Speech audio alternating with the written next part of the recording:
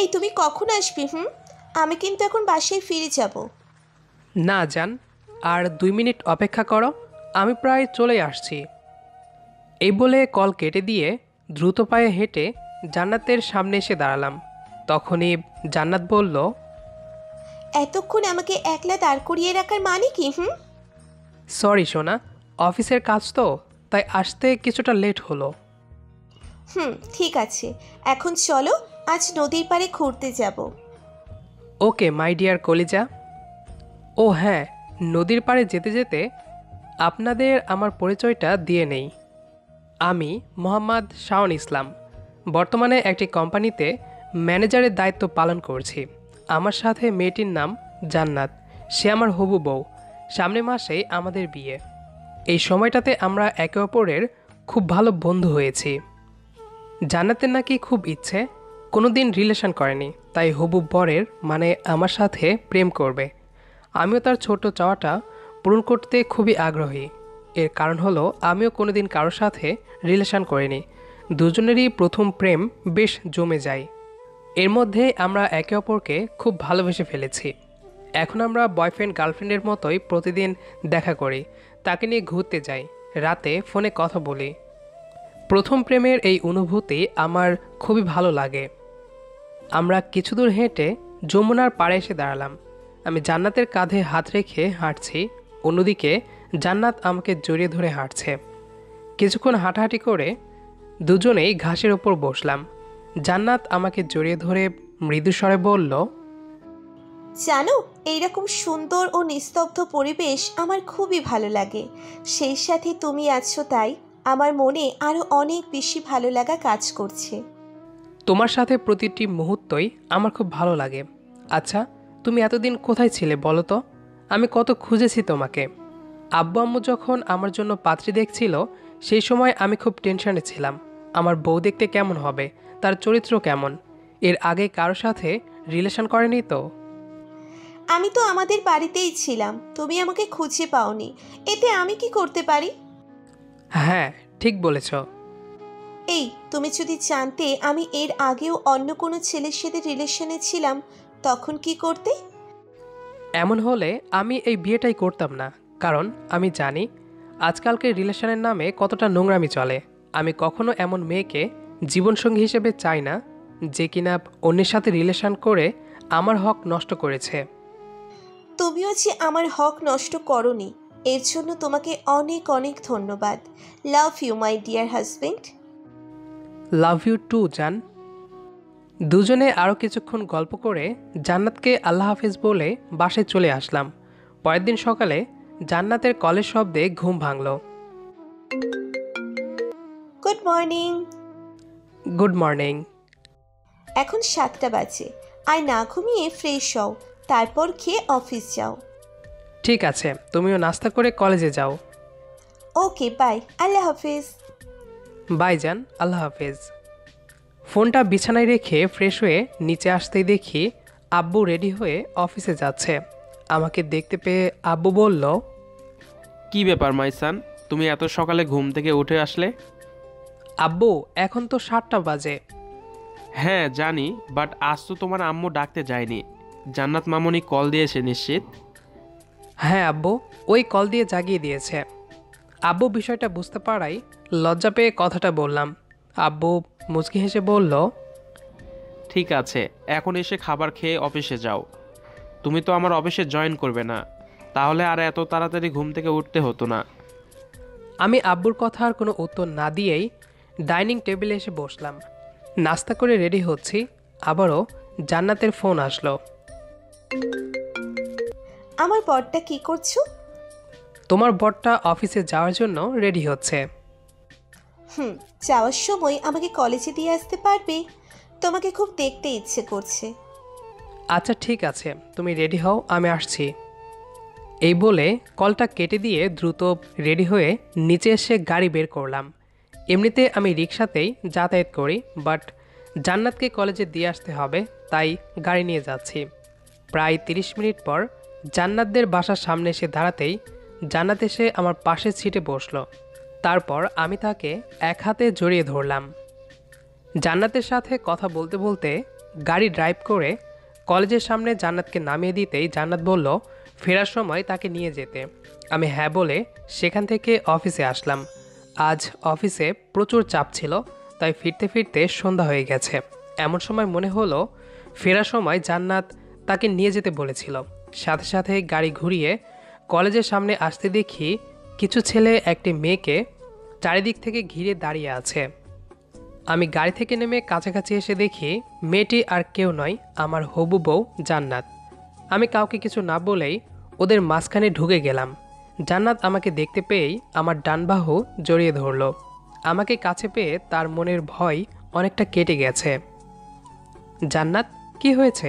এরা তোমাকে বিরক্ত করছে কেন? জান্নাত আমার প্রশ্নে কিছুটা ভীতু স্বরে বলল, তোমার আসতে লেট হচ্ছিল, তাই আমি রাস্তার একপাশে দাঁড়িয়ে ওয়েট করছিলাম। কিছুক্ষণ আগেই এরা এসে আমাকে চারিদিক থেকে ঘিরে দাঁড়িয়ে আছে। আমার খুব ভয় করছে, তুমি আমাকে বাসায় নিয়ে চলো। জান্নাত, কেঁদো না, আমি এদের দেখছি। কথাটা বলেই আমার পকেট থেকে একটি কার্ড বের করে ওদের সামনে ধরলাম। চোখের পলকেই সবগুলো বখাটেই হাওয়া হয়ে গেল।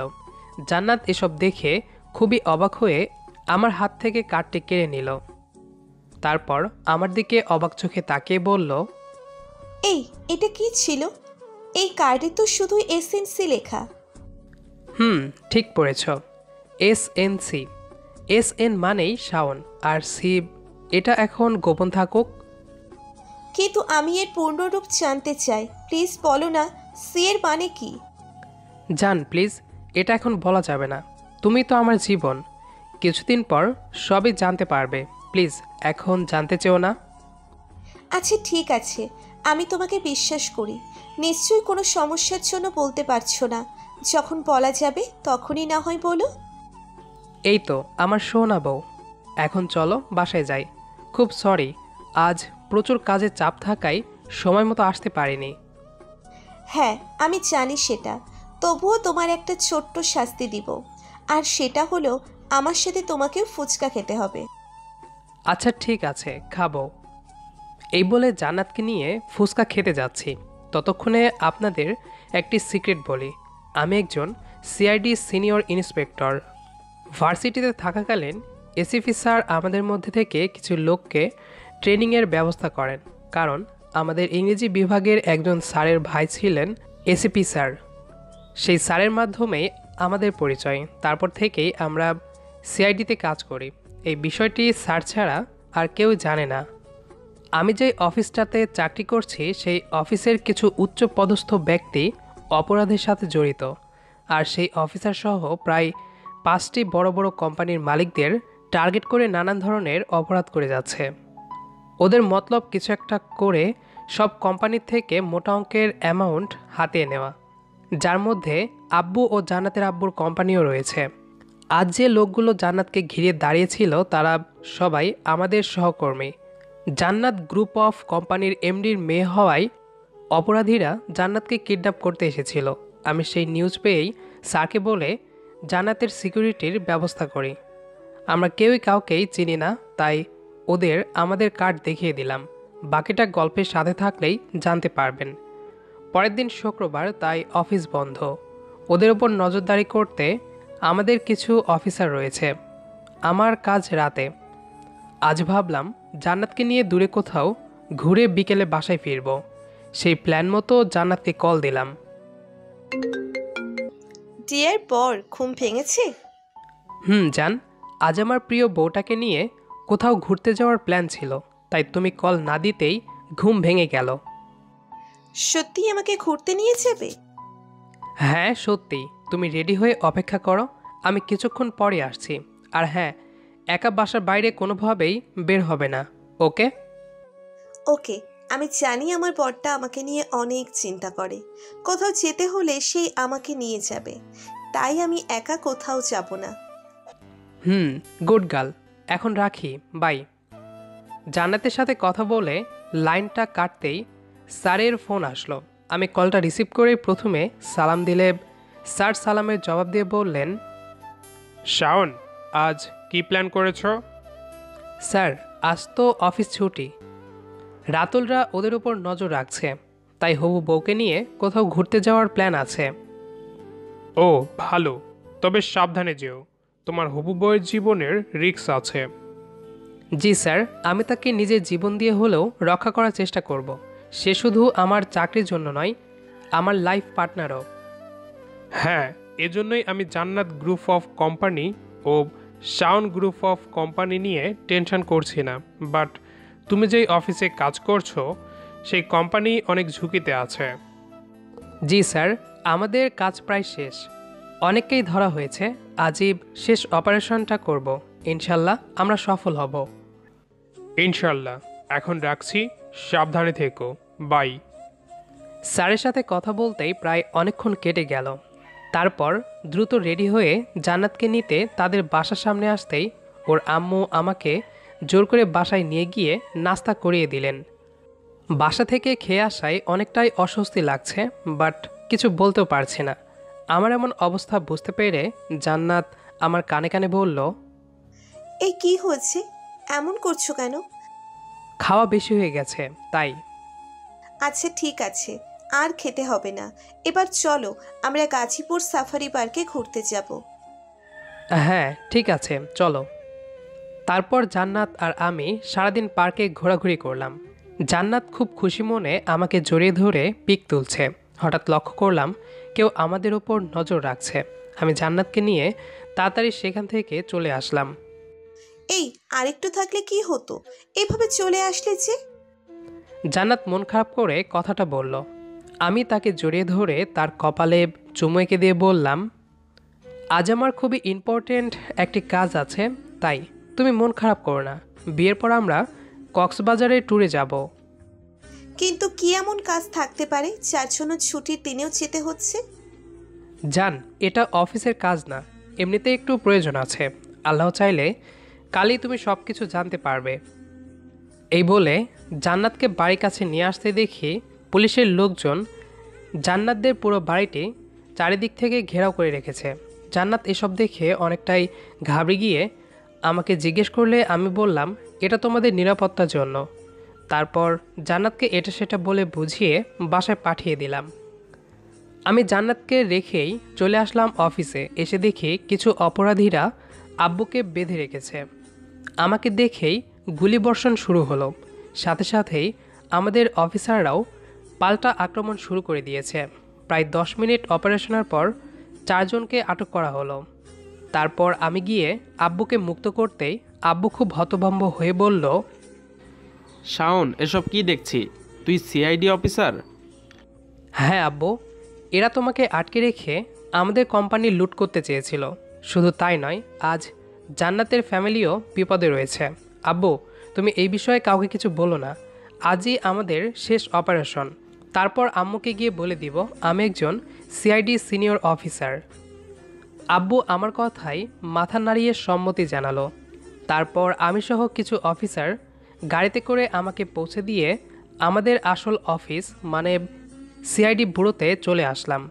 এসিপি স্যার আমাদের উদ্দেশ্য করে বললেন, বয়েস, আজ তোমাদের মিশনটি খুবই গুরুত্বপূর্ণ হতে চলেছে, বিশেষ করে শাওন তোমার জন্য।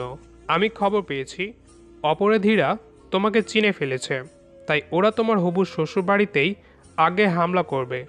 কারণ ওরা এটাও জানে তুমি জান্নাত গ্রুপ অফ কোম্পানির এমডির মেয়ে জান্নাতকে খুব বেশি ভালোবাসো। জি স্যার, তাই তো পুলিশ অফিসাররা ওনাদের বাড়িতে পাহারা দিচ্ছে যেন কেউ ভয় না পান। আমি এক খোঁচরের মাধ্যমে জানতে পেরেছি অপরাধীরা সেখানে বিস্ফোরণ ঘটাতে চাইছে, তাই যা করার আমাদেরই করতে হবে। হ্যাঁ, তাই এখন তোমরা যার যার কাজে লেগে পড়ো। যেভাবেই হোক ইনশাল্লাহ সাকসেস আমাদের হতেই হবে। স্যারের কাছ থেকে আরও কিছু ইনফরমেশন নিয়ে আমরা সবাই জান্নাতদের বাড়ি থেকে প্রায় 300 মিটার দূরে অবস্থান নিলাম। রাত প্রায় 12টার দিকে অপরাধীরা আসতে শুরু করলো।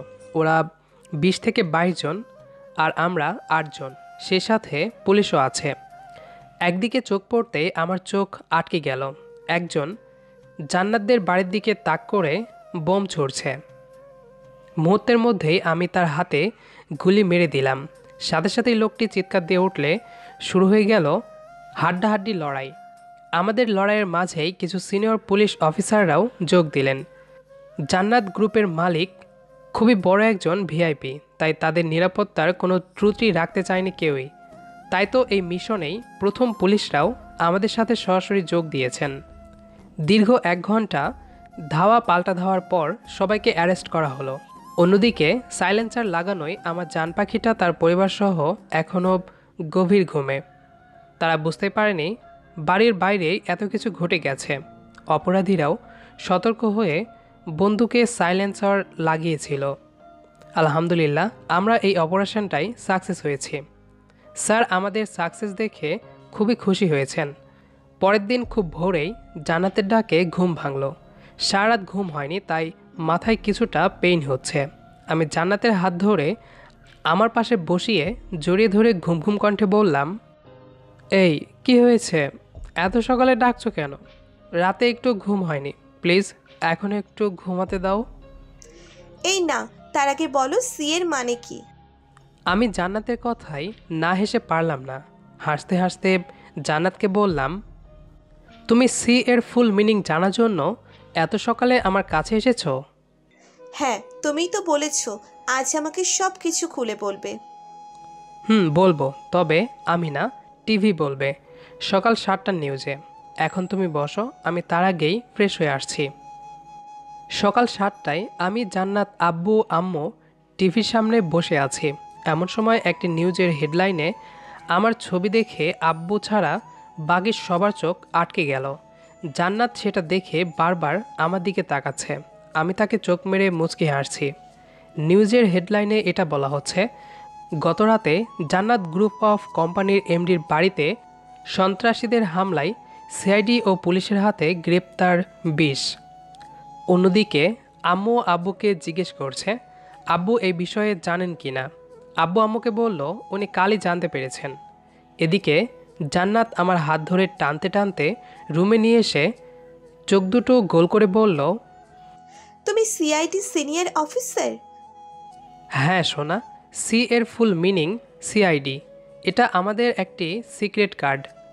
না হলে অপরাধীরা তো জেনেই যাবে আমি সিআইডি অফিসার। কিন্তু ওই দিনের ছেলেগুলো তোমাকে চিনল কিভাবে? ওরা আমাদেরই অফিসার ছিলেন। তোমাকে কিছু লোক কিডন্যাপ করার জন্য এসেছিল, তাই ওরা তোমাকে সেফ রেখেছে। ও, তাই ওরা আমার কোনো ক্ষতি করেনি? হ্যাঁ, ঠিক তাই। জান্নাত আমার কথা শুনে খুব খুশি হয়ে আমাকে শক্ত করে জড়িয়ে ধরল। আমি তার গালে ও কপালে চুমু এঁকে দিলাম। এখন আর কোনো মিশন নেই, তাই আব্বুকে বলে বিয়ের আয়োজন শুরু করতে বললাম। কিছুক্ষণ পরই সব বন্ধুরা এসে আমার মাথার চুল ধরে টানতে লাগলো আর অনেক গালাগালও করছে। বন্ধুদের অত্যাচার সম্পর্কে নিশ্চয়ই কম বেশি সবারই ধারণা আছে। আজ বিকেলে সবাইকে নিয়ে বুড়োতে এলাম। সেখানে আরও অনেক বড় বড় অফিসার এসেছিলেন। তারা আমাদের জন্য ছোট্ট করে একটি অনুষ্ঠানের আয়োজন করেছে। আমার আব্বু আম্মু এসব দেখে কতটা যে খুশি হয়েছেন বলে বোঝাতে পারবো না। আজ আমাদের বিয়ে। সারা বাড়িতে অতিথিরা ছড়িয়ে আছেন। আমার সহকর্মী, কিছু অফিসার সহ এমপি স্যারও এসেছেন। খুবই জাঁকজমকপূর্ণভাবে আমাদের বিয়ে সম্পন্ন হলো। এই এসএনসি, এদিকে এসো। বউ, এখন আমি এসএনসি নয়, এসএন। শুধুই শাওন? না জান, শাওন প্লাস নিশাত, জান্নাতের আরেকটি নাম। এটাই এসএন এর টপ সিক্রেট। যাও, তুমি খুবই দুষ্টু। আর তুমি খুবই মিষ্টি। এই বলেই জান্নাতের ঠোঁটে ঠোঁট ডুবিয়ে দিলাম। গল্পটি কেমন হয়েছে জানাতে ভুলবেন না। সবাই ভালো থাকবেন। আল্লাহ হাফেজ।